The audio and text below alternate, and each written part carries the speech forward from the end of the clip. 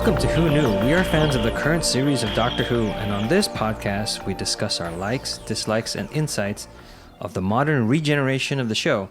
Today's episode is Season 1, 13 episodes long. This is Christopher Eccleston's one and only season of Doctor Who. Hopefully you've watched all the episodes that you can be able to listen to this without any spoilers. The show is now available on Amazon Prime, so you can catch it up that way because it left Netflix and Hulu. Just wanted to put that out there.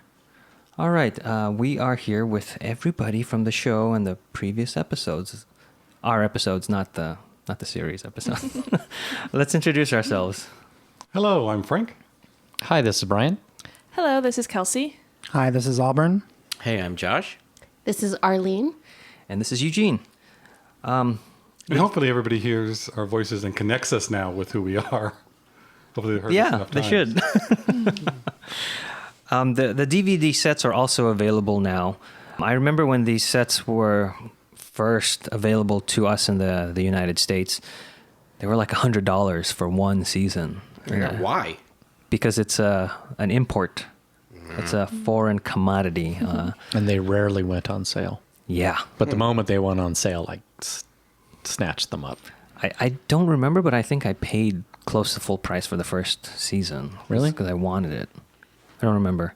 That first DVD set has a lot of stuff on it. It's got commentary on all the episodes, so I think it's worth buying because now it's dropped down considerably. It's not $100 anymore. You can buy it at any retailer for about $30 to $40, which is normal. Buy it before DVDs don't exist anymore. Yeah, and it's I like the DVD set. It's Brian will disagree with me on this, but I like the packaging.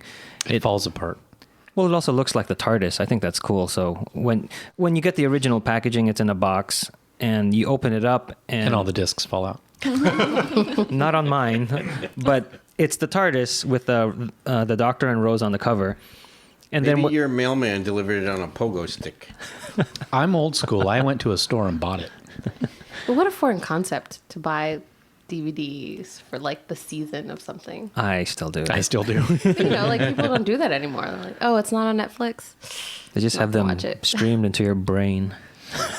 Anyway, the box of the DVD set, you open it up and it's bigger on the inside because the TARDIS is the exterior, and then you get all the discs on the inside, and it's the interior of the TARDIS with that those arches and the console and all of that. And you also get Doctor Who Confidential on that too. Mm-hmm. What's that? Doctor Who Confidential was a supplementary show. It was a making-of show that aired on BBC 3. So it was like Talking Dead, but with Doctor Who? Yeah, and so they filmed... it was a little making-of for every episode. So for every they're like an hour long. Oh, Yeah, wow. they're pretty substantial. That's why So I'm it's definitely recommending. worth... Yeah. Oh, yeah. Yeah, they're really fun. Even if you've seen this first season with Eccleston over and over and over again, if you haven't seen any of that, it's worth For sure. to pick it up. The supplementary materials are worth it, I think. Yes. And And the commentaries are really fun. Is a commentary on every one? yes. Just like he said. I wasn't listening. I don't listen. I just talk. Also, this season was shot only in standard def, so Yeah, that's a little bit of a bummer. They When don't you- they don't go to HD No. until Tennant's specials. yeah. The second special at And that. that first season, I think it might be the first season of Matt Smith, I think, is in HD. And it was before they really got the frame rate right. And I remember streaming it on Netflix, and it had like a weird strobing effect. And I even thought to myself, if they don't fix this, I don't know if I can keep watching it. That's why you buy discs. Well, See what I did there? yeah. I don't know. Now I'll open it up to you guys. What do you think of With such verve. what do you think of the first season? We just went through this journey Well, together. I like to call this first season Eugene and the Quest for Blue Lights, They were worth pointing out. if you say so. I just feel that these blue lights are a choice that the way the camera captures them, it kind of bugged me. So every time I saw one, I wanted to point it out. The way the camera captures a blue light? Yeah, it's Or really something that's lit with blue light? Is that what you're saying? the certain LEDs that they used. It registers differently on the cameras that they were using. Mm-hmm. It's especially prevalent in, I think, Boomtown, when Jack has the surfboard transducer thingy inserted into the TARDIS, and it's lit up, and it just like really glows, and it's weird. It almost looks like a bad special effect, but it's not. It could just be the saturation, It could be. Red is oversaturated. I'm just saying. I mean, there are a lot of blue lights. Yeah. Now that you point them out. Yeah, see, that's what I wanted to do, make you not watch these and enjoy them. Well, I also noticed in season 1 of Torchwood, Jack has a microphone, so when they talk to each other on the team, and at the end is a very, very, very bright blue LED, and when you watch it on Blu-ray, it pops, doesn't it? Yeah, it's just like piercing. And that's why I wanted to point it out, to make you enjoy my pain as well. I'll back up Eugene with a little technical stuff. I think part of the reason why you see it like that is because many cameras are really geared towards the red color, because that's your flesh tones. So blue is kind of one of those off, like it's not really meant to capture blue in detail. Yeah. So that's why you get that blooming effect where you lose all or haloing, detail. I guess. Yeah. But it's to me, it's almost as if they made the sonic screwdriver blue because they had a surplus of blue LED lights, and it works for that because it's special. But then they started throwing it on like the squareness gun, the whole floor 500, or whenever we get there, all the walls and stuff are all blue. And Well, didn't you know that alien tech is blue? It's just how it goes. It's like alien tech, blue. Everything's sad. now I'm sad. So let's discuss. Rose is our main companion, or is our companion, and she's our main character for this season. Do you agree, Brian? Yeah.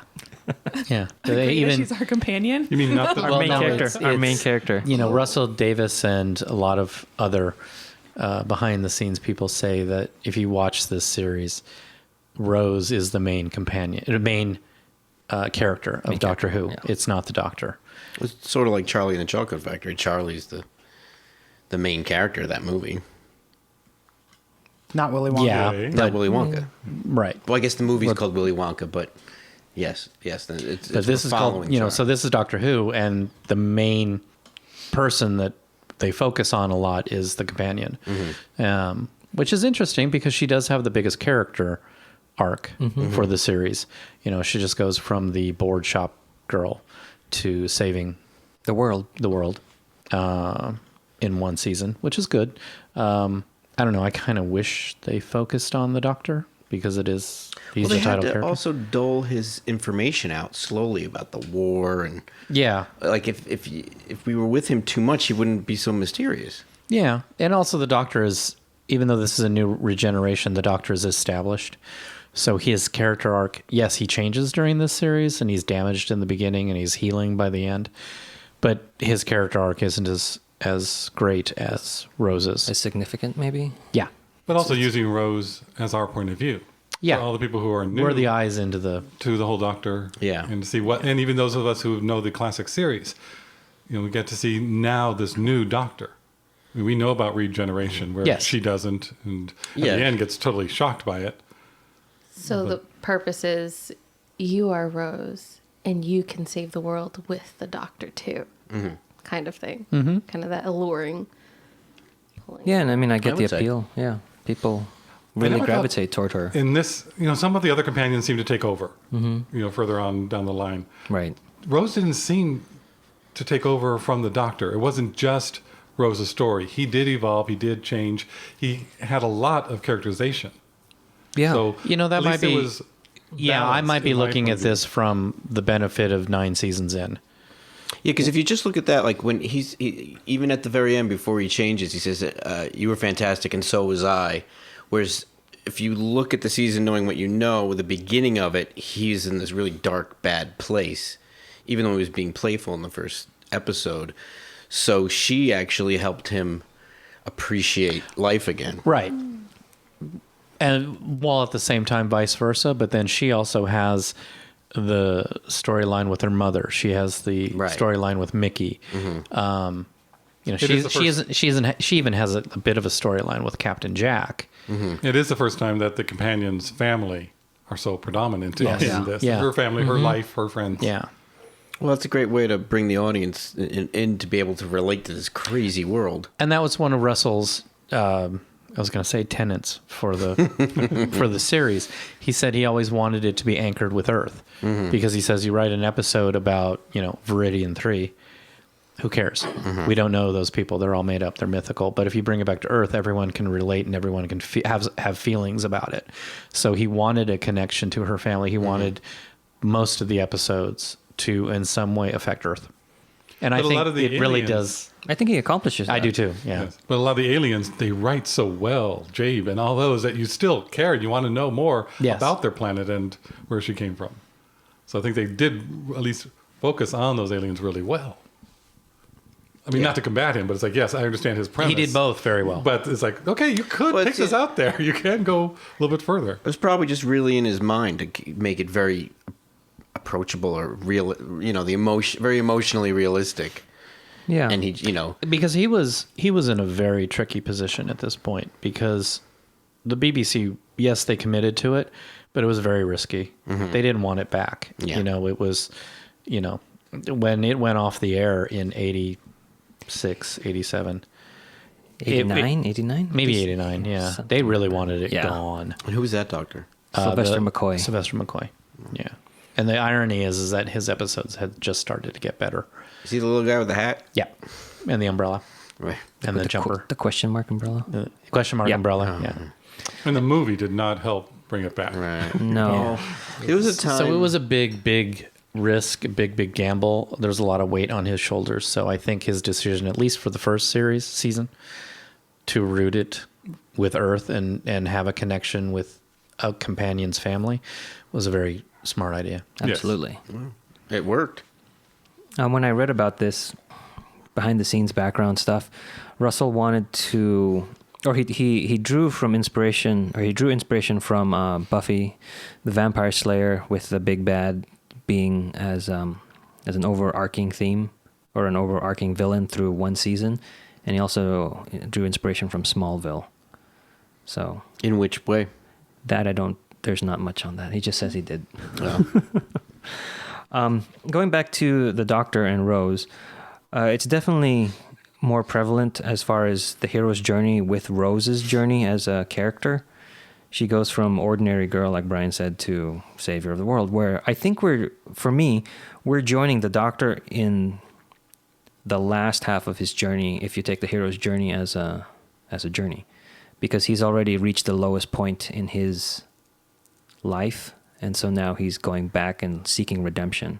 So that's why his arc is a little more simple and not as roller coaster like, peaks and valleys, if you will, with Rose. And with the Doctor's journey, it's interesting because that could satisfy both classic Who fans and newcomers. So, a classic fan is intrigued going, what happened to him? And you see him rebuild. And for a new viewer, You're just there. this is just how the Doctor is, and something bad happens. And so he's trying to move forward. Yeah. And also, I think Mickey also has a good character arc in this season. Even in just this season, I don't remember him getting to that place. I didn't remember him getting to that place in this first season. I just sort of remembered it overall, because he even keeps getting better and better. But to just doing this podcast and just watching it again just this season, he does get to a pretty good place. I just remember the first episode. He's there cowering on the ground, I plugging know. your leg. It's very cartoonish. He's come a long way from that.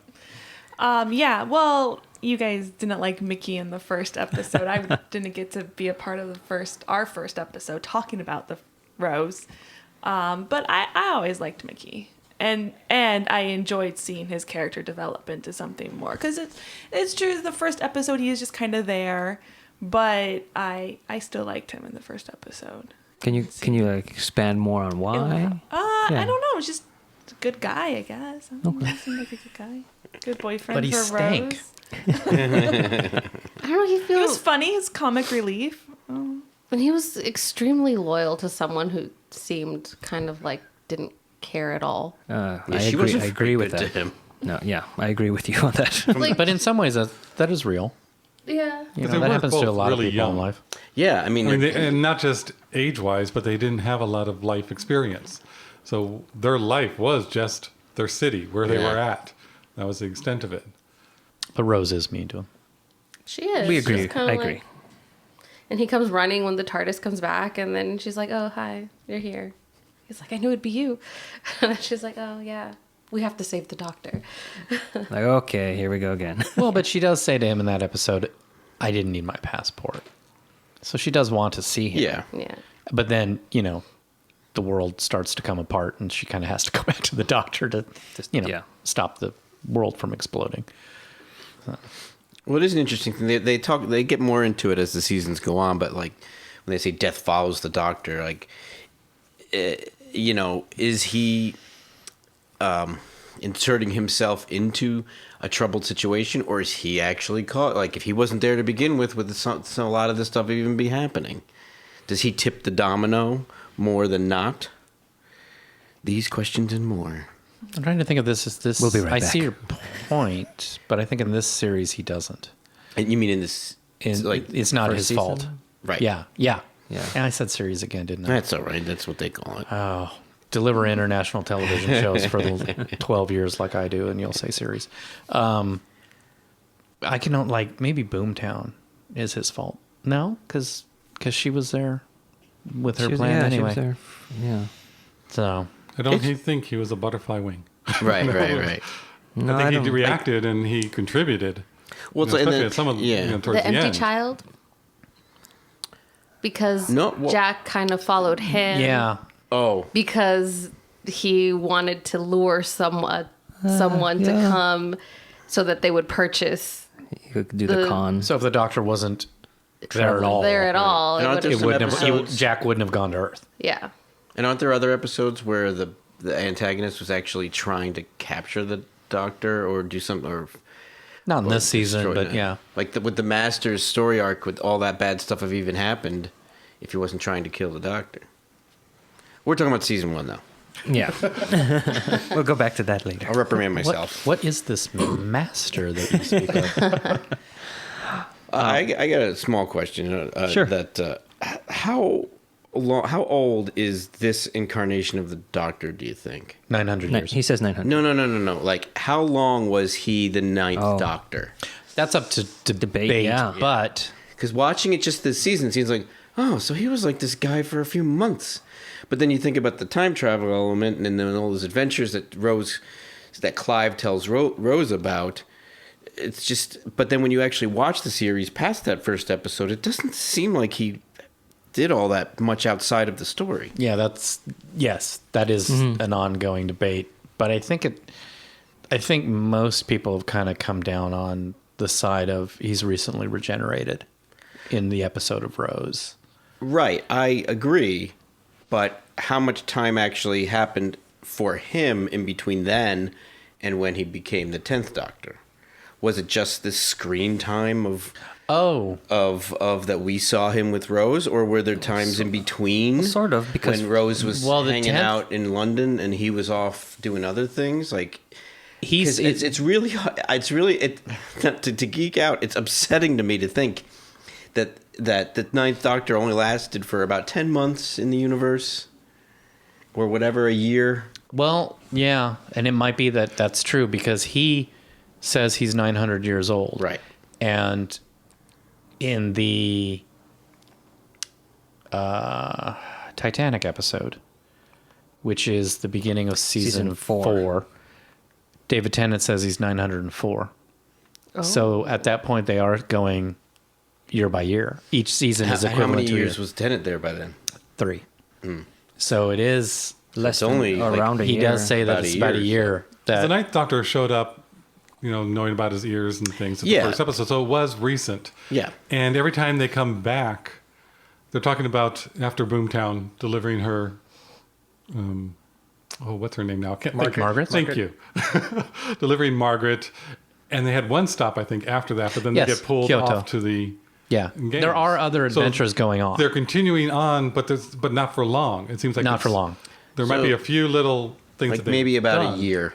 Maybe. Yeah, that sounds right. Yeah. You know, which But the thing is, just because of those 2 lines of dialogue, yeah, just because he says he's 900, he could be rounding. yeah. You know, if he's 896, he could just say I'm It 900. also does make a little sense. Oh, I'm jumping ahead to. I was going to talk about River Song, but Stop it.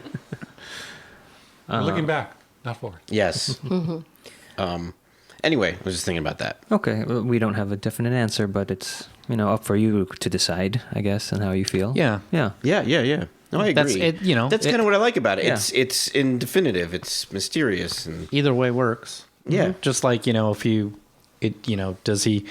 he go with Krakatoa and the Titanic sailing before he meets Rose, or sometime after? We can always rationalize anything, but Yes. how I rationalize it is Yeah. that was before he showed up with Rose. When you go through depression, when you have something this horrendous that he did, as humans, we would watch Brian's song, Oh, exactly. Piccolo. Oh, that's terrible. We would watch or The Love original. Story. Okay, The for those who original. don't know. You get into movies and we need a good cry. We need to get that release. And I think at some point he started getting back into traveling, but he went to the places that were Titanic. He was going back when you go to to the Krakatoa. other ones, which were still the sad parts. But he started coming back out of his depression with helping that family and not having them go on Titanic. Right. Little things that he would do, but not the major, not saving anyone else. He was just helping this one little bit. He was getting his feet wet coming back. And then when he came back with Rose, it was all this fake excitement. Not necessarily fake. It was trying to convince himself. Fake it till you make He a was kind of convincing idea. It's like you're himself, putting yeah. it on, getting there. But when he would get confronted with what happened and Rose is saying, what's happening, why are you sad, he would pretty much shut it down. It's like, I can't go back there. I can't think about that right now. I'm trying to be myself again. So I don't think it was very long that he was this incarnation of the Ninth Doctor. And I think it could have been, he's gone through a few things and now he's like realizing where he's at. Oh, I do have floppy ears. Now I can get into who I am now. Who is this new Doctor going to be? Oh, all right. Okay, because to me it always does go back to he has to do all of those adventures without seeing a mirror, but no, he doesn't. He just doesn't care. Doesn't care to He look doesn't in the mirror. care at that point. Like he hasn't even Oh, I thought like of that too.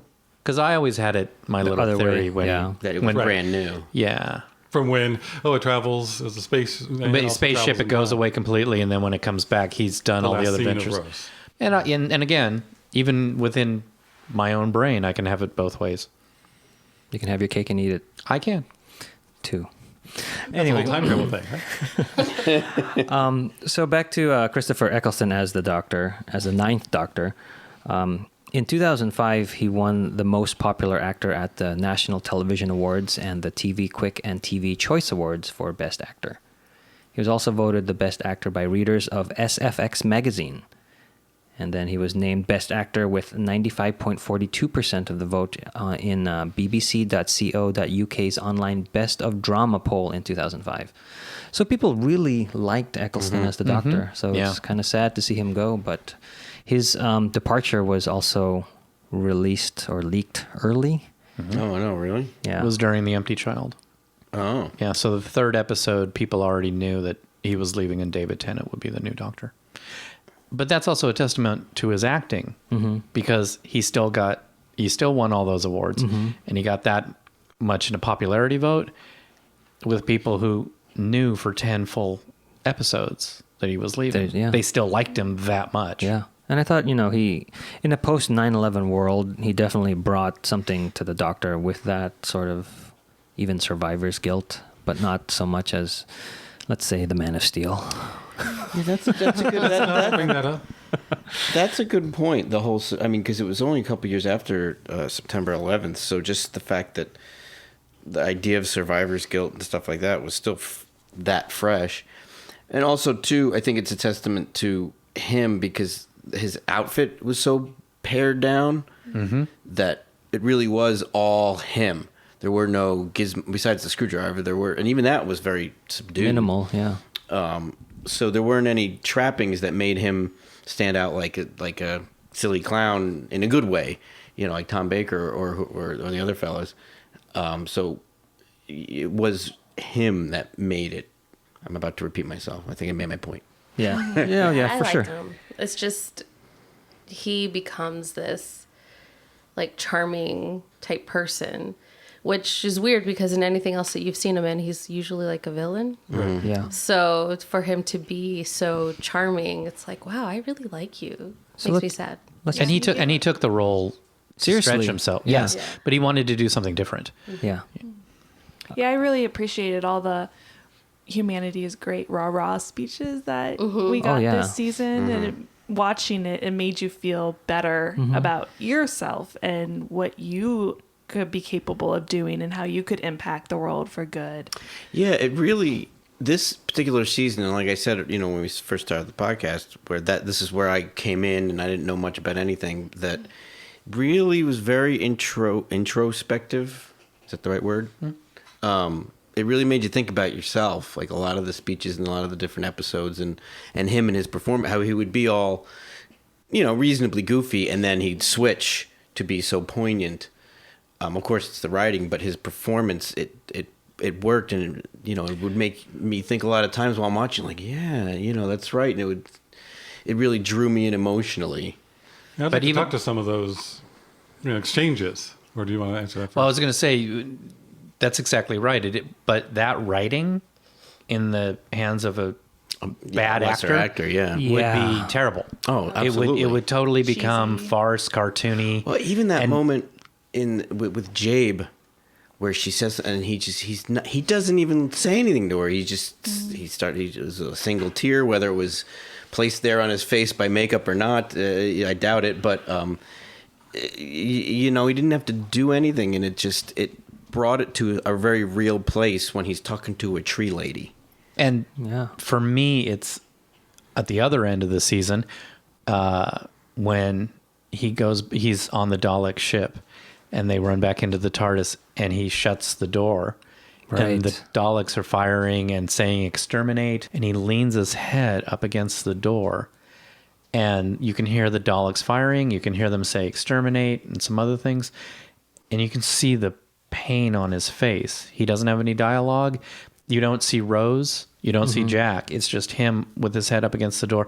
And you can see the pain where he's like, my people are gone for nothing. And he conveys that in a look, not even to camera, just up against the door. And you can feel the pain. I love that moment. And not a lot of actors could have done that. No, I totally agree with you.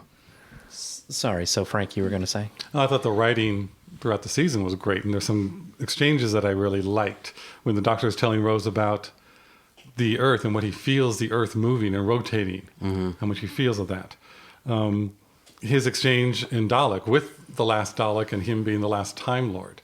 And they're still battling out about your race is dead and so is yours. But I thought that was a great exchange. With the blue light, don't forget. Yes. The blue eye stalk. What's some others? The Empty Child. That was one you really liked when he's talking about... Oh, yeah, the Upper Britain speech.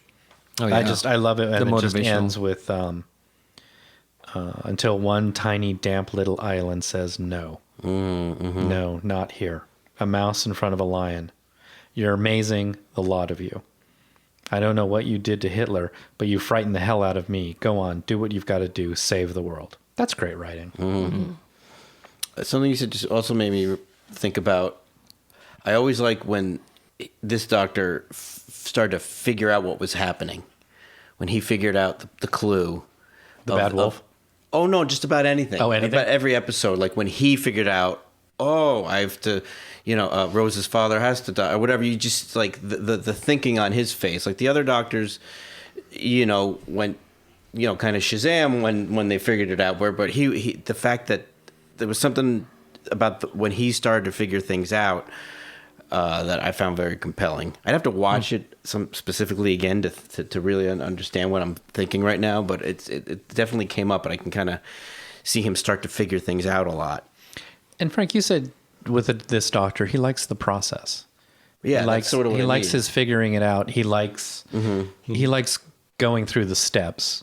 And it's like, and there was one episode of the podcast where he was saying that suddenly you can see on his face that he's happy because he has a mystery and we are going to solve it now. And he's fantastic. Yeah.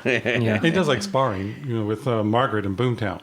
Yeah. Which is like, I can be nice. I can change. I let somebody go. And they're just sparring back and forth in the whole part. And he's, yes, because she smiled, has freckles. For some reason, you let somebody go. Because once in a while, on a whim, if the wind's in the right direction, you have to be kind. And she just comes right back with, only a killer would know that. So she calls him on it. It's great banter, and it's figuring it out, and it's playing mental chess with each other in this episode. So another example of the writing and the actors complimenting each other, because that scene, that's the dinner scene, and that scene starts off silly.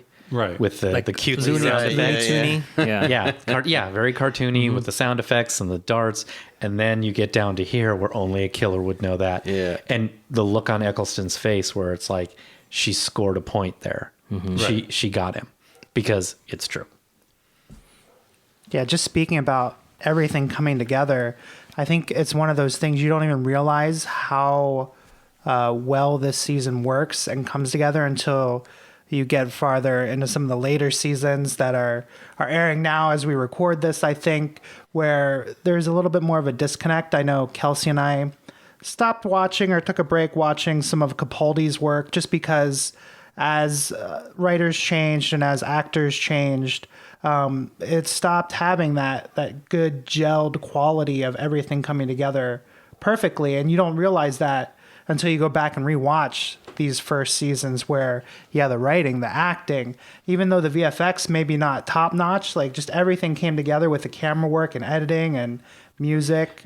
But if you've got a good story, you can Yeah. at least I can. I can forgive a lot of bad special effects. I don't really even care all that much. No, it definitely transcended. But I do those think episodes. one overriding theme that they really wanted to insert into this season is fun.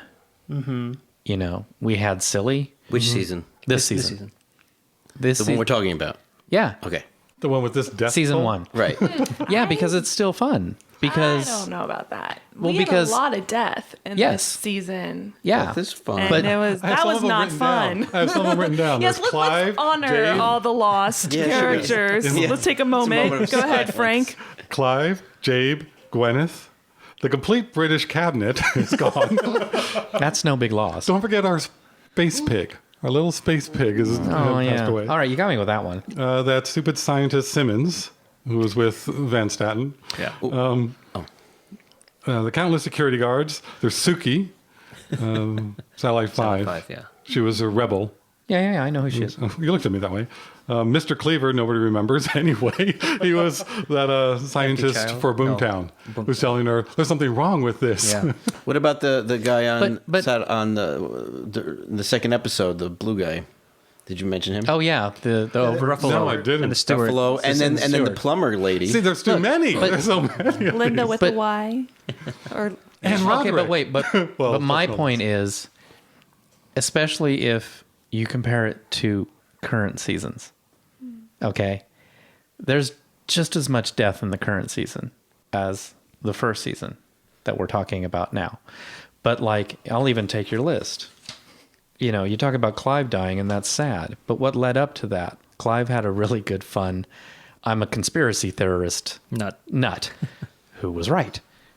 And the way they do it is a lot of fun, and how Rose plays off of that and how that affects Rose's actions Yeah, later you're on. talking about fun TV, not the Yeah, this characters is having fun TV. This is, you But can- also introducing Jack in when he comes back in some other episodes. He's having fun with the whole banter with him and Mickey at the door. Yeah. Who are you? What do you want? We're not taking any. And it's just you can see that the trio there of the Dr. Rose and Jack were having fun. Whatever adventures they had just come back from, they had fun. And they have now all these in-jokes between them. It is and I'm also different. thinking, It's not all sad. I'm just, I'm also going like Gwyneth. That episode is dark and sad. Unquiet Dead. The Unquiet Dead. But I also think that episode is also a lot of fun, even though because fun isn't necessarily it's got ghosts and zombies. It's got ghosts and zombies, and exactly. Yeah. So I have a fun time watching that episode, and part of the fun is getting sad when Gwyneth sacrifices herself. So it's not that I don't mean fun in like this is comedic, but it's fun in that this is an enjoyable show. You know, it isn't one of those things where you reach the end of the episode, like, you know, half of the episodes of Battlestar Galactica, where you're going, I just can't go on with life. You know, it's like you watch an episode, you're done with it, and you go, I can't wait to see the next episode, or I can't wait to rewatch the episode that I just watched. That's what I think. This series has a lot of episodes like that, where these, you know, a lot of, you know, well, I was going to say a lot of people die, but not in the World War II episodes, because just once nobody dies. But you get those payoff moments, which those kind of moments don't happen as often today. Fair enough. Yeah. Well, I mean, the example of the Unquiet Dead, Charles Dickens is at the end of his life, but yet he's inspired. And to me, that's fun. Yes. It's acknowledging that bad things happen. Yes. There is sadness. Yeah. It's not constantly having the only thing that there is. Yeah. It's not the theme of the show is not sad. Right. It's to show the other part still has weight. It still can be happy. You can still be excited about life, knowing that some bad things are going to happen, and you can't avoid that. That's part of the package, rather than just being so depressed all the time of it being so horrible. So, since we're looking back, what's something we got or we realized going back and watching this season that we didn't realize in 2015, like where we were now that we recently rewatched it? Like the thing I got out of it the most was I realized how much I like Chris Eccleston. I think the more I talk about it, the more I think he's my favorite. That's cool. And I didn't really, whenever I tried to think about that up until then, I was like, wow, I'm a 10. And I really, really fell in love with Matt Smith during his run, more so than I thought I would, because I liked him the least when he showed up. But by like the middle of his run, I was really digging it. And when I binge watched his run, so like I didn't get a lot of him calendar-wise. Like everyone else had him for a few years. I had him for a couple months. So I was like, oh, he's gone already?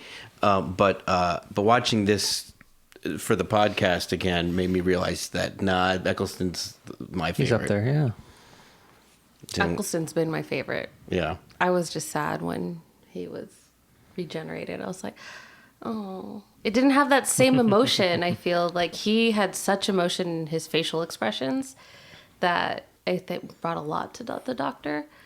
But it's okay. But what I did realize, we were kind of talking about it in the last episode that I didn't mention, is when Rose steps out of the TARDIS to come and save the Doctor. And she's like, of course I'm going to save my doctor. Yeah. And I don't think Rose said that. I think the TARDIS said that. right. Yeah, I thought that too when we watched it recently. So I was like, oh, that's just interesting. I'm like, you know, Rose doesn't really have much at that point. It was the TARDIS speaking through her. Yeah, because Rose only had the one doctor. Combination. Because I think Rose does think of this one as her doctor as well. I think the TARDIS is definitely there. You know, that's the big essence. I wouldn't agree with you that Rose doesn't see it as her doctor. But I feel like at that point, that wasn't really Rose. Rose didn't really save the Doctor. It was the TARDIS that saved the Doctor. No. Well, I can see what you're saying, but I don't agree with it. No. You know, it's like I can understand that, but she continues on, and she's the one who can't handle it and is crying, and it's like too much in her head. So she's there, she's present, she's part of it. Yeah, but it's both are there. I think it's being. Yeah, that's what Frank was I think saying. it's a little bit of both, but It's just my not liking Rose. But this last time I watched it, I did realize that part of it. It was a little aha moment for me. I think when you watch it at different times, at least for me, sometimes you think it's Rose, sometimes you think it's the TARDIS. This last time, I felt it was the TARDIS a lot. Mm-hmm. Is that where the TARDIS got my doctor from? No, I think the TARDIS always. Well, at least from what we. Never mind. He just slapped himself. I have to say, to Josh's question, I watch Doctor Who all the time. So, it hasn't. There's never been revelations. There's no real gap. What has been for me is this podcast, because I love hearing different ideas, especially ones that I would never think of. I know there's been a couple with Arlene and Kelsey where you guys have brought really a different perspective that I never even would consider. And I find it really intriguing, especially on like Rose. How I know. Well, I like Rose. Yeah, exactly. I don't know what Arlene's problem is. But that's caused me to do a lot of thinking, and almost, I will, when I watch these again, it's going to be different now because I'll have other ideas in my head now, just because of what we've all said in the podcast. Remember, Frank, you said something towards the end of the podcast run, maybe a few episodes ago. I can't remember what it is now. I'll have to listen, but that a lot of us were like, "Oh, I never thought of that." You had some different perspective on something. I always have a different perspective on things. But yeah, you haven't noticed just to what you were saying. He's Mr. Contrary. Yes. No, I'm not. There he is. Let's agree to disagree. Anyway.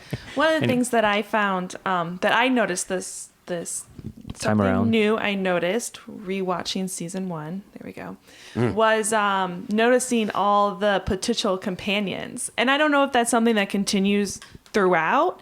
It might, but for me, going back and rewatching these and seeing all these other people, that if Rose wasn't there, that the doctor would be like, "Oh, hey, why don't you come with me? We just solved this together. Or sometimes some of those potential companions died, and I was thinking, if Rose wasn't there, would they have survived? Would they have lived and then gone to like more adventures with the doctor? But instead, since we already have the companion, they had to be sacrificed for the story or whatever.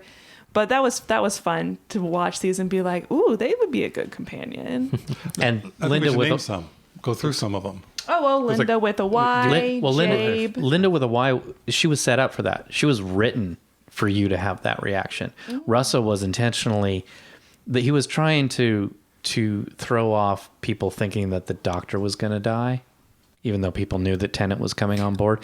But he was trying to write the episode to kind of like, wait, maybe the doctor isn't going to die and maybe it's going to be Rose. He was really kind of like Rose was going to be the one leaving and that Linda with a Y was going to take over. So she was written expressly to put that feeling in. That's interesting. I didn't get that the first time I watched it. It was only watching it through the lens of like other previous episodes, seeing potential characters or potential companions, that I noticed that Linda Y would make a good companion. I would have liked Jade to be a companion. I wanted Jade. I mean, to they be couldn't come back Jade to Earth for a while, which doesn't fit in with the season 1 that Russell wanted. But I think she would have been a really great companion, and you could see a lot of different worlds with them. They could have put a perception filter on her. We would have been fine. There you go. Not the same. You have something? Do you have something? Me? Yeah. I don't know. Okay. It was something about you were saying that, when you go back and watch it, you knew that, like Billie Piper, right? You knew that she was on, so it didn't even occur to me that, right, when you you're weren't back watching to it. watch, you're not going to think She's leaving. It's not live. Yeah. Right. Yeah. So some things, I don't remember what I thought during that episode, but I don't have much to say about this. I mean, they had Suki and Kathika, but I think Suki, who was a spy, who was trying to actually get information on who's running Satellite 5, I think she would have been a better companion than Kathika. Kathika. Who's Kathika? Which one was that? She had the big hole in her head. The one in Agents of S.H.I.E.L.D. She's on Agents of S.H.I.E.L.D. now. Yeah. She seemed like she was going to start like being some sort of... I mean, she finally got her mind open, Kathika, figuratively. Right. but even Suki was even already at the ready end, for there.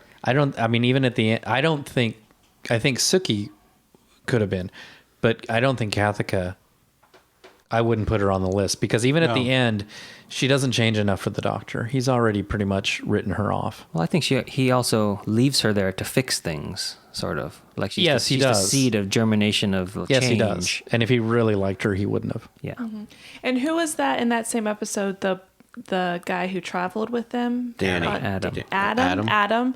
Right. I think also what I saw in this rewatch of this season was that not everyone is cut out to be a companion of the Doctor, and you notice like it takes a very special person like Rose to continue to travel with the Doctor, and just take in everything that they're seeing and still want to continue and do the right thing. That was the problem with Adam. Yeah. Yeah. I don't know. I think It's a great responsibility to be a companion of the Doctor. With great power comes great responsibility. And I don't think Nancy would have gone with him if he had asked. Nancy from World War II. World War II. Well, she has a child to take care of. Yeah. Oh yeah, that was another one. Potential Nancy. Yeah, she was a good potential, but her responsibility was to the here and now. There's too much for her to deal with now. And it was, I think, for her, feel selfish to go off on an excursion and on an adventure when the reality for her is taking care of the other children that are around. So sometimes to be a companion of the Doctor, you have to have also not so nice qualities like selfishness. Yeah. And that's what Rose has in abundance, some people might say, where like she's so dissatisfied with the normal, boring life. And we come back to Mickey. Continues to... that's what sometimes drives her to continue traveling with the Doctor. But I want the Doctor to go and find Nancy in like 1970. You know, where her little boy is all grown up and he's fine and everything's okay. And he says, okay, let me show you. That's I what would like want. that. That would be great. Yeah, not Nancy during World War II. You're right. She has too many responsibilities. But Who would you guys say is the most tragic character in this series season run? Is it Guinevere? Gwyneth. That's from The Quiet Dead, right? Not Guinevere. Maybe Gwyneth? even Pete. Who? Who's Pete? Dad. Rose's dad. Oh, yeah.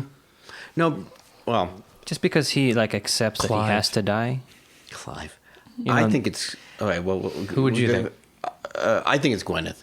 Yeah. That's from The Quiet Dead, right? Yeah, because she led this really teeny small life. She was somewhat abused by her boss, who she lived with.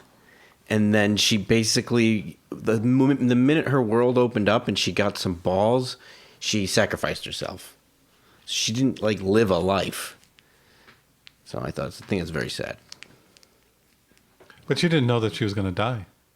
It doesn't, yeah, but so? No, but she thought she might die. She thought she might die. She knew it was dangerous to do that. He even said, you might die, I think. You know, and she realized the importance of it to save the world. And then it was just creepy how you realize, oh, she's been dead for like for like 15, 20 minutes now. We didn't even realize it. They've been like talking through her, and that was creepy. Just, I brought everybody down, didn't I? I'm just thinking Looks about at all that. your I know. I'm faces. thinking, Thinking about that question. That's why. I would say for me, it's between Gwyneth and Pete.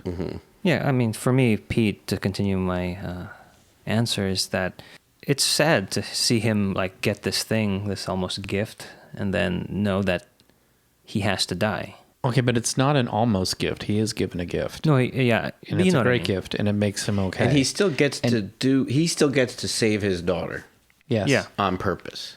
Plus, he gets to see her Grown up, Yeah. and that she's okay. and that she's okay, and she's with him when he dies. Yeah. And that his death has meaning. Right. It's And saving. Gwyneth doesn't get any Yeah, of that. she doesn't even, get and like you the said, knowledge Frank, of it. she may not even have known that she was about to die when she did. Like, she's not even aware that what she did even worked. Oh, so sad.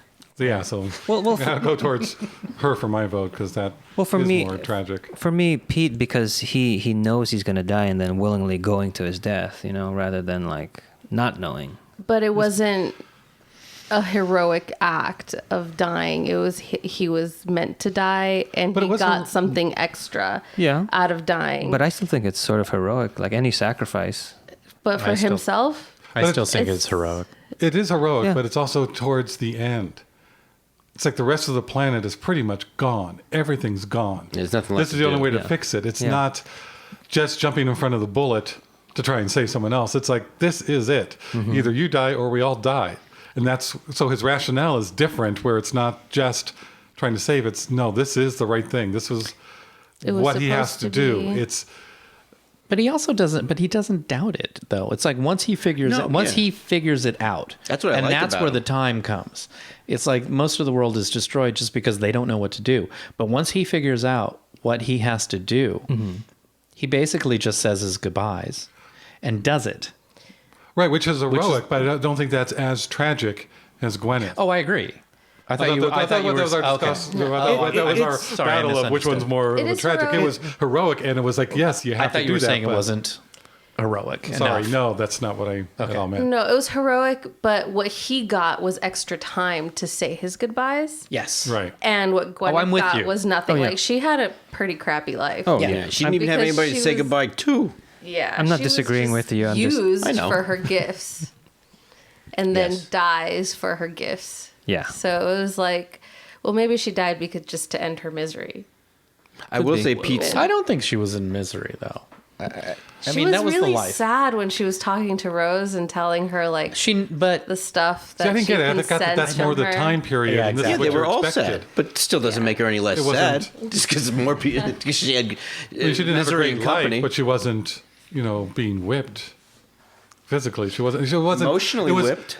But it was more the time period. It's like this is as far as she can get with her upbringing and with her background. It's like there was a lot more Which is class also systems. tragic. It's Which all is still tragic. well, from our point of view, it is. Yes. It is, but it's not tragic.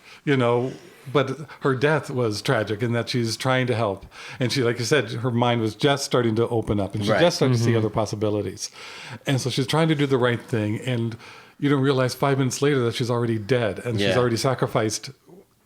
Oh, When it's so I sad. rewatched this episode, it really hit me like, oh my God, this poor woman. But if there weren't zombies running around, I think Gwyneth would have been content.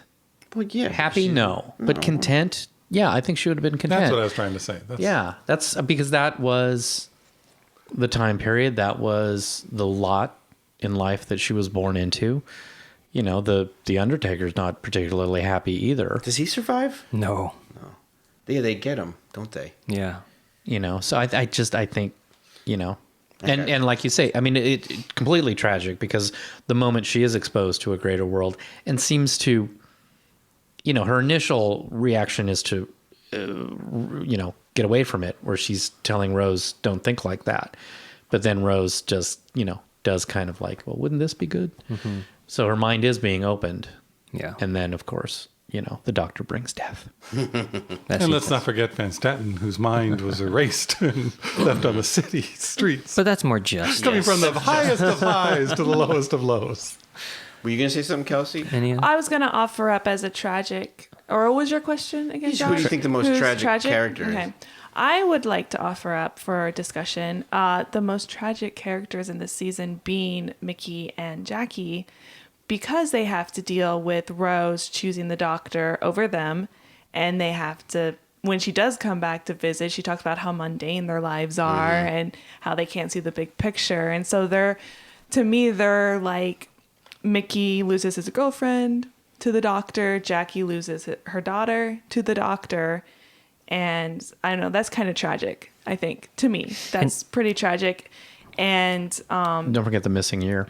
Yeah, you weren't where there they, for that like, episode, thought but that she was missing for a year, and they But had Mickey to killed deal her. with that. Yeah. And he was Yeah. he was under He was accused. suspicion. Right.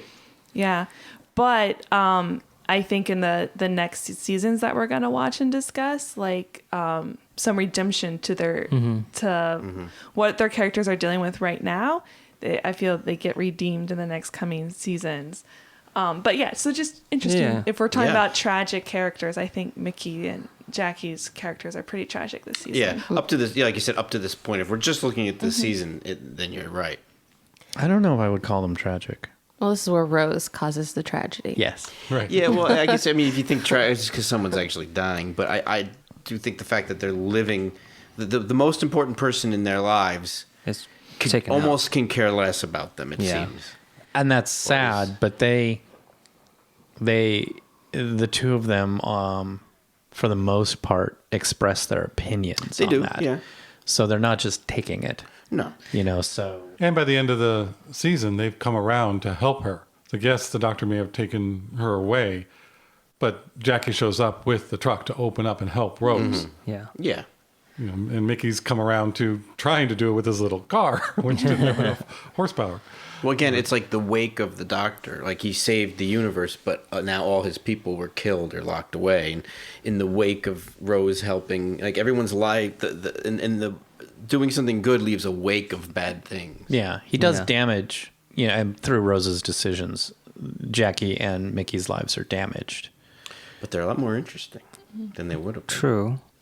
But I mean, that also brings to my mind the Aliens of London and World War III. I was not expecting to like really dissect those upon watching them again. So that was one of those surprises. Remembered. That was a big surprise. Yeah. Going back over this season and what we've rediscovered is It took me a how while, good those episodes actually are. It took me a while to formulate an answer to that question because I was just like, what?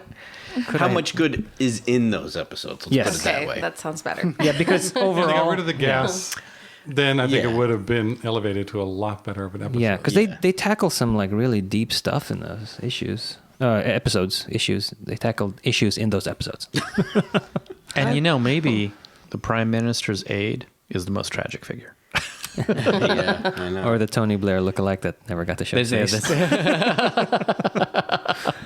He's just a body. And what I got from rewatching them is how much detail they put into the writing and into the shows. Oh, yeah. And the idea of when Rose in the second episode, End of the World, calls back to Jackie, and just the way she's talking about getting the lottery tickets, and that they called back to before the episodes in what happened in Rose. I thought that was a great bit. How much I did not pick up on Bad Wolf near the beginning. Yeah. It wasn't until later on when they were really just kind of, hello, this is it again. But Speaking of Bad Wolf, do we want to do the breakdown of where each let's do it. mention? Frank, you want to take that? Yes, okay. The first one was at the End of the World, the second episode.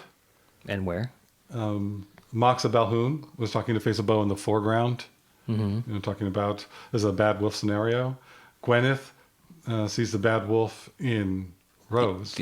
The big bad wolf. The big bad She wolf. sees it in The Unquiet Dead. That is correct. Then we go to Aliens of London, where there's a graffiti on the TARDIS. Right. That one's obvious. And in Dalek, where the helicopter pilot comes down to venture... Attention all personnel, Bad Wolf 1 descending, about the helicopter. Helicopter, yeah. The Long Game has Bad Wolf TV, or the Bad Wolf channel. The Face of Bo announces he's pregnant. Father's Day has some more writing of Bad Wolf in graffiti on a poster. The Doctor dances. This one I didn't see. This one's harder. This one's really hard. It's where Jack is on top of the bomb, and it's written on the bomb. In German. In German. Oh. So I had no clue about that one until doing some research for this. What is it in German?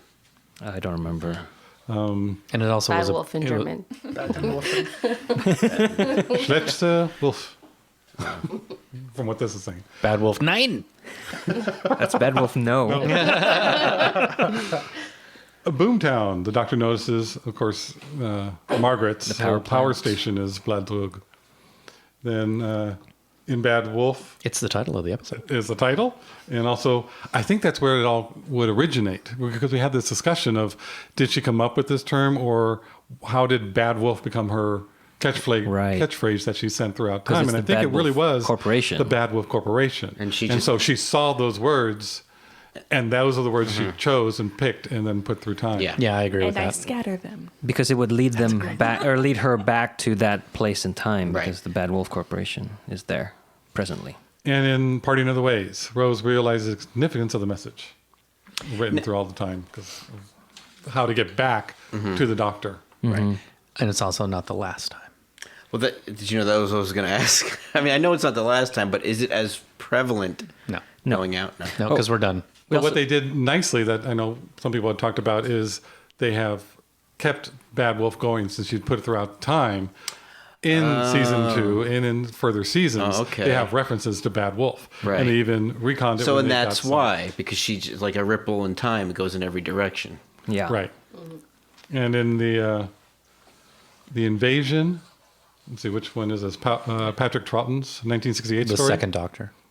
They put it in because they found some audio And so they cleaned it up, and then they added a Bad Wolf reference. Get out of here. Well, where did that air? But the thing is, with early Doctor Who episodes, they don't have them all. Right. They're gone. I remember you telling me about this. So because there's truly lost episodes in this series because it's so old. There's like 9 episodes up till now. There's 9 episodes that are missing. Okay.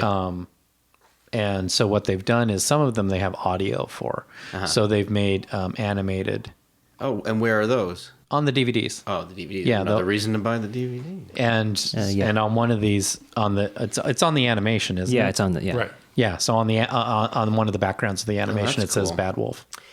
I was just going to talk about the current season, and I guess I can't. Yeah, there are 8 more episodes coming up that reference Bad Wolf. Yeah. I'll just say that this is all reminding me of Clara's our first realization about Clara and who she actually is. Yeah, Like Carrie, that. it's scattered through time. Yeah. It's Clara. Whatever. Oh, piece of trivia. I was watching a movie the other day. I IM'd Eugene when I saw it, but the actress who plays Clara is one of the girls in the first Captain America movie that they are... His date at the At the when they're expo. on a date at the Expo. expo. Oh, I thought you were all going to... Aw, thanks for keeping Could have humored me.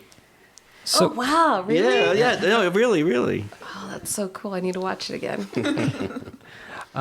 So season 1 series, season 1, season whatever, consists of 13 episodes, but it's amazing how, to me, that these episodes are very connected, and it's almost like 13 episodes is one episode. Mm-hmm. How many 2-parters are there, or more than one-parter? Getting to that. Ah. So the first 2-parter we get is Aliens of London and World War III, which then connects to Boomtown. So it's like a sort of 3-parter. And then the Bad Wolf and the Parting of Ways is this 2-parter season finale, but it also connects back to the long game. So I remember us, while we were going through this, we were wondering who is setting up the humans to sort of fail or not be where they're supposed to be in the long game with Adam in Satellite 5 and Floor 500. And then we find out that it's the Daleks in Bad Wolf and the Parting of Ways. So to me, it's great that Russell was able to like string these episodes together, both as standalones and yet as a whole. These are all part of the same story. And it's nice that it gets tied up at the end. Yeah. It doesn't leave us with unanswered questions. So we're not into the next. Yeah. So we get our answers and we're not lost. But that's where he got it from Buffy. That's the big bad. interesting. You have to have a good balance. So each episode has to be able to stand alone. Thank you for saying the balance, because in some of the newer episodes we don't get that balance. I agree. Yeah. Anyway, like we mentioned before, that they were going to film a alternate ending to throw off, I guess, the news or the reporters, as far as Eccleston's departure was concerned as the Doctor. And for the longest time, the reasons for his departure were that he didn't want to do the silly things that they were making him do. Yeah, he had a disagreement with the production team. And yeah. Why do you say for the longest time? What's the real reason? Has new information come out? The real reason is, recently, he didn't like the way the below the line people were being treated on the show. Because that's a better reason for him to say. Yeah, it just makes me wonder why it took so long to finally... Well, because it's bad-mouthing people. It's basically saying that certain people aren't treating other people right. And, Yeah. I mean, that could make it... And also, it's kind of the same reason. He doesn't get along with the producer.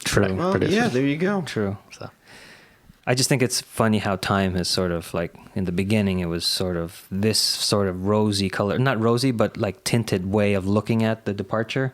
And then now, as time has progressed, we look at it through a different lens, but still the same story, just like kind of what we're doing here. We're tackling something that's familiar, but looking at it from a different angle. For those who don't know, the below the line workers or below line people that Eugene describes, those are everyone besides the director and producers and actors. And writers. Yeah, so all the others, so your costumers, your grips, your PAs, cameramen, your gaffers, PAs, your caterers. Yeah. And I guess they were having to work like just really long hours with no overtime. I don't remember the details. I don't think they said the specifics. It could be a plethora of things. Yeah. Yeah. They're just not being treated well. I mean, the sad part is that's rampant nowadays everywhere, even here in America. You know, it's a very difficult show to shoot. Mm-hmm. Yeah, well, probably that too, because even though it was a lot of attention, who knows how much money was put into the show. This new incarnation might have, like you said, like they didn't think anything was going to come of it, so they were, an underdog. And the above the line people who were hands on, who were more attached to it, like they were very passionate about it, and maybe they did put in a lot of extra hours that they weren't getting paid for and all that stuff. But Joe, workman has to go home and make sure he, tucks his kids in, and this is just a job. So, and I think a lot of times, a lot of above the line people expect every worker to have the same amount of passion, even, but those people, even though they're not getting overtime, they're getting paid a lot more. Right. Than such and such. And that's been the Union Minute. We'll be right back. Anyway. For the Union. I kind of found it sort of tragic, back to that question, that like Eccleston has sort of been ignored after he left as the Ninth Doctor. Is that by his choice though as well? I don't know, but I think that's his. It is, but I kind of felt sad that happened. I was very sad when he didn't return for the special leave. True. And that was his choice. Yes, but I also don't. I mean, he was considerably older. I think more. Like, he probably looked more different than everyone else. No. All the original Doctors, though, they came back, didn't they? Or a lot of them. No, not for the show itself. Not for the show. No, I was talking about the special with the 3 Doctors. The 50th. But he was offered that. They wanted him in that. He said no. Oh, and Stephen Moffat has been quite vocal in the fact that, if you are a former Doctor and you're asked to come back, just come back. Mm-hmm. And I think he's talking. I think in that instance, Stephen Moffat is talking from a fan's point of view. Right. If nothing else, do it for the fans. These are special episodes. You may have had your differences in the past. Right. You kind of like come back for a special. Yeah. But I just think that's sad. I do think it's sad. Yeah. Regardless of the reasons behind it. Sure. But in a way, it kind of it's kind of cool in the way of he did his job. Like he brought the world back to Doctor Who back to the world. Yes. He's the one that got us into it again. It's almost like one and done. Like I'm at it's almost he's kind of Fonzie in that way. Even with the leather jacket, like he does. The fact he's not coming back makes him even cooler. I don't know. Well, we got the War Doctor instead during that episode. Well, that's going ahead in time, but it would have been nice to have him back. Yeah, I mean, to see him as a contrast with Matt Smith and David Tennant would have been fantastic. That would have been great, and I kind of want that. It felt empty in that spot. And even just recently, I mean, in the last couple weeks, he's been more open to his Doctor Who days, I guess. Yeah, for the very first time, there's actually video on the internet of him talking about the Who days. Is that with the little boy? Yeah, the autistic. Oh yeah, that's right. He's not a little boy. He's not a little boy anymore. He was a little boy. That freaked me out just alone. That guy was 10 in 2005, and now he's this adult making films. But in case you guys don't know, there's a film on YouTube of a autistic BBC intern. But what do they call it? High functioning? Yeah, high functioning autism. I don't Asperger's. Asperger's, which is a form of autism. It's on the spectrum. And he makes films now, but he loved Christopher Eccleston's Doctor, and he actually sat down and had an interview through a BBC internship with Christopher Eccleston, and it comes up. Yeah, and he's like, you were my. And what I loved, my favorite part of the whole thing was Christopher says, "Oh, you were one of mine," and he cries, and it's kind of like, okay, good, it's there. Because even before that, he made a video to a fan with I want to say terminal illness. Who was, and he he was playing the Doctor talking to that fan, and that's like one of the first times we've seen him do that since his departure. Yes. And so I think that that's like the wound is sort of healing. Sort of, yeah. I hope it would heal some more, so we can have that fabulous U-boat captain jacket back. That'd be great. Before we move on to the stats, even though I brought it up, I remembered one thing. I know pretty much everyone here probably would want more episodes with Eccleston in the long run. But I think having the regeneration end of the first season, I think helped the show.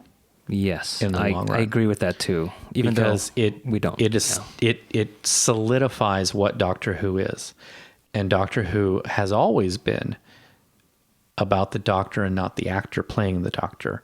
So the Doctor changes through time. Huh, how funny. But he's still the Doctor, but he has different personality traits with each incarnation. But that is what the show is. It injects new life every so often. It kind of gave us everything in that one season. Yeah. Yes. And it's like, say Eccleston had gone for 3 or 4 years, which seems to be the average for a Doctor, he really would have gotten very much entrenched in it. It would have been, he is Doctor Who. Mm-hmm. He is the show. Mm-hmm. So when he finally would leave, I don't know if the show would have survived that. Yeah. So to have everything happen in the first season with a regeneration, just to say to the audience, this is still the Doctor. Mm-hmm. This is still the Doctor, and the Doctor changes. Mm-hmm. And this is what the show is.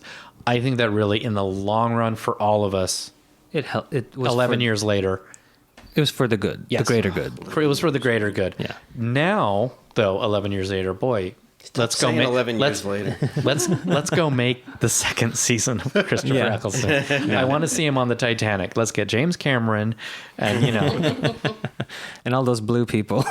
and we can see him swimming underneath Leonardo DiCaprio, pulling him down. Right. So you're meant to die. You're meant to die. On to the stats. There's Rose in that movie. A different type of Rose. So we have all ended each episode with a I don't know what you're talking about. With a question of, would we recommend this to a person who would be new to Doctor Who? I believe it's called a new Who viewer. It's hard to say. It's just kind of interesting how the very first episode that we reach, where we would, all of us at the table would say yes, we would recommend this, is The Empty Child, which is episode 9. It's the first 8 episodes. The first 8 episodes were all torn, or were all unanimous against. So it's just funny. This is the first season, and yet for the majority of this first season, we would not recommend it to a new viewer. I a lot of times when we ask that question, I think of a new viewer who's skeptical. Because I was very curious and I wanted to watch it, and even as silly as that first episode was, I dug him and I dug it. But for someone who's skeptical, that's how I looked at answering that question every week. Well, I was someone who's very skeptical, and someone asked me this week, well, how did you get into watching Doctor Who? And I was like, I kind of feel like I was forced into it because I was shown the episodes that were really good. And then I started watching it from the beginning. So it was... And Eugene is just pushy. That's true. Like, I'm going to come over and you're going to watch this. And for a lot of TV series, the first seasons are always kind of rough. I always give a show three episodes. And then that's why it's a rare show and a special show when the first episode is really, really good. When the pilot is actually just as good, if not better, than a lot of the other shows. Well, we almost got the episode Rose as a unanimous yes, but we had one holdout. Let's have a guess who that would be. Me? Sorry. No. It wasn't? No. Frank. It was Frank. I didn't get to vote. Yeah. What would you have said? You would have said yes. So it's still, the stats Yes. still are true. I think it said just shows yes. that we all have different said yes. ideas and what we Or maybe like. no. in a No, show. I would say no. I'm with Frank. No. I'm like, wait. Because I think I voted yes on episode 2. Too late. I've already written this in pen. Can't change it. So you would be a no? I think I was in the middle. You said yes because it's the pilot. If I'm pretty sure that we were like, well, it is the pilot. I must have been convinced that day. Coming in cold to that episode, it just seemed a little too childish in some of the execution that they had. I just remember Jackie, I think she just dropped her bags, hands actually up in the air, running, waving her hands around when all the Autons were attacking. It just had that. But now you know that is how Jackie would react. I don't know anymore. I'm the only one that liked End of the World. You are the only one. No, but not liked. Oh, okay. Because this isn't liked. This is recommending. And that's liked because it that's as a distinction. The first as an introduction. And I still like it as an introduction. And we like a lot of these episodes, just not as the first one. Some of these episodes are my favorite. I mean, I really, and I'm kind of in the minority, but I really like Boomtown a lot. But I wouldn't show that. Yeah. Just like we have. Because you want to have the history of what happened in the other two episodes dealing with. And you like it because of those other episodes. And like I mentioned about the two first Slitheen episodes, we had a lot to discuss about the good points of those episodes, but we wouldn't recommend them. Right. Yeah. For the first time. Yeah. That's the key. Yeah, that's the whole idea of a standalone episode. So if you're watching it, it's still a great standalone episode. But because of the story arc that he has over the whole season, there are some things that you really need to know to watch that episode, to really get the most out of it and understand what's going on. But to your point where you added the skepticism, I didn't.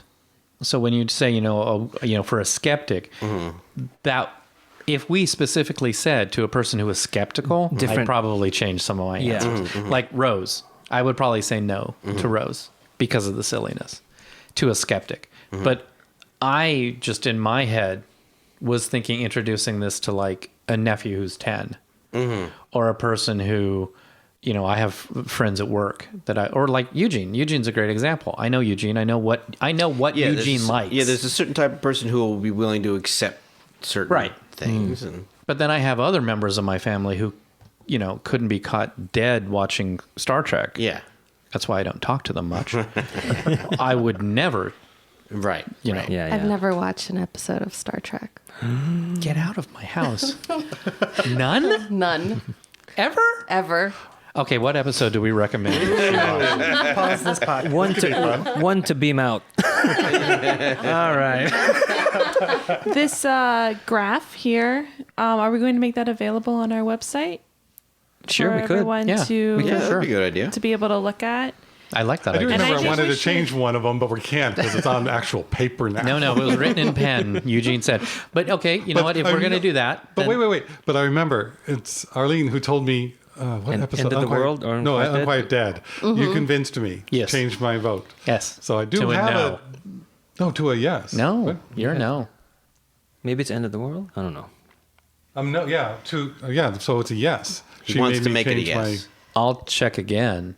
But I gave it a no. But after talking and hearing what she had to say, I wanted to change it to I a think yes. what you said was you're making me reconsider, but you didn't officially commit. Wish there was a way we could go back and listen to what happened. I did. That's the point of it. at the time, but now it's like, no, I did want to change that. I have to tread carefully with him. All right, let's go. Back in Wait, backing it up. You know what? Okay, so we're going to do that then. Okay, so Kelsey for Rose, you're a no. I don't know. Sure. Okay. There are no issues, and that's a quote from you. You said there's no ish. Plenty of issues. It's yes or no, black and white, just like real life. So we're filling in the brackets. All right, of I the stole that episodes joke they from Will missed. and Grace, but it's appropriate. All right, Arlene, you weren't here for Kiss. Aliens of London in World War III. No. I knew that. I knew that was going to be easy. We figured. No hesitation with that one. Kelsey, I haven't watched them. I would have to watch them. the Slovenes. I guess no. With Harriet Say no. Jones. No? No. Okay. And then both of you were also missing for Father's Day. Ooh, that one was good. Remember, it's not if you liked it or not. It's a recommendation. Can I come back? Of course. Yes. I'm sorry. It must be done now. You guys will know what I said when you go to the website and look at the Ooh. thing. So I'm not gonna say. For Father's Day, I would say yes, because it's always that thought in your head that you want to go back and fix something that was bad. And I guess it doesn't matter who you are, sci-fi watcher or not, that's something that We all have regrets or something. you want to see. If you And it is an accept. encapsulated, more standalone episode. It's also really good. And you don't even have to ask me about the other one. Boomtown, that's a no. Yeah, still no. Yeah, probably no. Which one's Boomtown? I can never remember. Margaret. The Slitheen. The first or the second one? Second one. Second one, because the first one's Aliens of London. Technically third, but yeah. But yeah. It's the Taking- conversation one. The one at It's the table. player. Yeah. Very good. My dinner was Boomtown because she Slitheen. planted the Blood bomb. Blue. Yeah. Right, That's And why it's it called was Boomtown. and it was okay to watch it after I got into Doctor Who, but it was just kind of Oh, yeah. Yeah. the Slovenes were just kind of cheesy for me. Understood. Yeah. Yeah, well, we're not going to re-debate the episode. Yeah. But we are, so that makes Boomtown a unanimous no. But just, interesting. Well, because Rose, it has so much history to the other episodes, you can't just start with Yeah. that. Yeah. Rose, the pilot episode, there's all yeses except for Frank and Kelsey. The end of the world is all no's except for Kelsey, who's a yes. I still stand by that. And Please, the more I thought about it, and you watched that for the very first time, and you were like, "Oh my gosh, this episode! I have to watch Doctor Who." Please comment and let me know so I can be validated. I also had my doubts after that one too, because I thought about our 10-year-old nephew going, he would love that episode. And I said it'd be fine. Yeah, he'd be fine, yeah. Unquiet Dead, there are 4 no's and 3 yeses. 4 no's. 4 no's. Are you a no? Arlene, Eugene, and Josh are yeses. The rest of us are no's. Not for a first. Great time. episode, though. I was going to a yes, but I can't change it. Aliens of London and World War III were all no's. The Dalek, this was kind of interesting to me. There's only 2 yeses, Frank and I. Everybody else is a no. And I think Dalek is one of the strongest episodes of the season. Yeah, I'll have to think about it. I'll have to re-listen to that episode to see why I said that. But you don't like Daleks, Arlene. I don't like Daleks, and that's why I wouldn't recommend it. It's just because I don't Personal like them. choice. It's a personal thing, yeah. But still, it should be a yes. But it's a good episode. It is. But it is surprising there's only 2 of us. It's not even a majority. So Frank and I are right. The long game, we're all no's. I think I'm the only one And I that just like to kinda say one likes last that time, episode. what do you mean? Okay, sorry. That's one of my favorite episodes of ours to listen to. Yes, our podcast. That podcast is great. Father's Day is, well, we have 1 abstention still. But the rest of us are yeses except for Eugene, which is a no. And I remember Josh fighting me on that.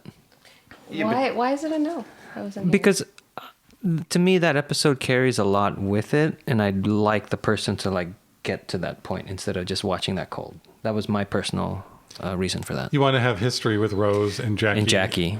And know the child, Mickey, who he is, so when he runs up. Yeah, 'cause you get a little more invested. I think that's what you would say. That's what I You get want. more I want them to have invested those in it. moments and not I just agree. be... I also think that's why that episode can work on 2 levels. It could work on the level of just watching it fresh and what you said. Understood. And then after the long game, the Father's Day episode of ours became one of my favorites. We referenced so many There's things. so many references in that. And then Empty Child and Dr. Dances both are unanimous yeses because they deserve it. Agreed. Boomtown is a unanimous no. Bad Wolf is majority yeses, but there are 2 no's. Arlene and Josh are both no's on Yeah, that. it's because it's the finale, right? Right. Yes. Yeah. It's the beginning of the finale, yeah. Right. And there's Daleks. Daleks, yeah. I think you can all see where that's going. And then Parting of the Ways is all yeses except for 1 no, who is Kelsey. But Parting of the Ways is a 2-parter, and we changed that. We changed vote that. Yes, to so be- does it live up does to it the live up to expectation of the first half? Yeah. So it's just I'm a little surprised. Yeah. I'm not surprised that we didn't get a unanimous yes until later in the season, just because Which how one was the one? The empty child. Empty Child, yeah. But because it is, first seasons are rough, Yeah. but that we have some really split ones. I'm still surprised that Frank and I are a yes and everyone else is a no for Dalek. But that's Right. what makes this interesting. And what's really interesting is that that there's so many no's in this, yet we all really like Eccleston. Yes. Yeah. So that's surprising too. Because it isn't, the question wasn't, do we like it or not? Because, everybody does that. And I kind of think in the way we discussed the episode, we're answering that question. I will say that I don't think any of the skepticism that anyone I think would have would be at all because of him. Like, I think everyone would, even a new viewer would like him. It's just the world they may. Yeah, some of the episodes, some of the stories. Yeah. And I wanted to point out that in the Unquiet Dead, the Star Trek Next Generation episode that we mention in there is called Power Play. We never figured out what episode that was. And in Dalek, I incorrectly mentioned the long game as being the genesis of that episode when it was, luckily Kelsey brought it up in the long game, our episode. And then Baron von Strucker is the Marvel Agents of S.H.I.E.L.D. Reference villain that we never kind of got our brain around. We always kept saying von Staten, but it was Baron von Strucker. Wow. And I also wanted to correct one mistake of mine, which the fanboys would probably kill me for. In Parting of the Ways, when I thought that was the Doctor's first kiss. To a companion? To a companion. I'm wrong. Because in the TV movie, the Fox TV movie with... the McGann TV movie. Oh, sorry. Yes, that's right. Yeah. The McGann TV movie that aired on a certain network. He kisses his companion there. There's a romantic element to that story. And the reason I didn't think of that, because I don't think of that as classic Doctor Who. Yeah, that's what I was thinking too. So that's how we can kind of reason that. Like McGann and his run and what the... We'll get to that. We'll get to that. Yeah. So there might be some Who classic on Who Knew. Anything else? I think that wraps it up for Series 1. Would we recommend Series 1 to us? Just kidding. I can assume that, yes, we would recommend Series 1, Season 1, to somebody who's wanting to be introduced into Doctor Who. Mm-hmm. Start with Episode 9. So thank you for joining us, and hopefully you'll continue on with us in this journey to rewatch Doctor Who. We will see you all when the future becomes the present.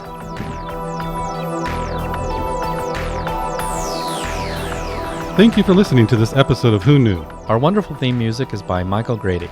You can find his work at theuniverseexplodes.com.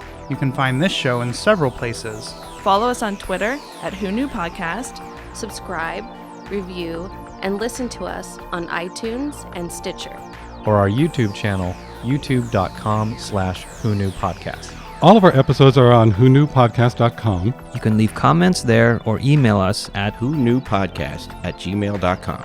This podcast is inspired by Doctor Who, the longest-running sci-fi show in history. And especially the revival spearheaded by Russell T. Davis. Thanks to Russell, Sydney Newman, Verity Lambert, Ron Grainer, and all those involved in the adventures of our favorite Time Lord. Your work continues to inspire and entertain.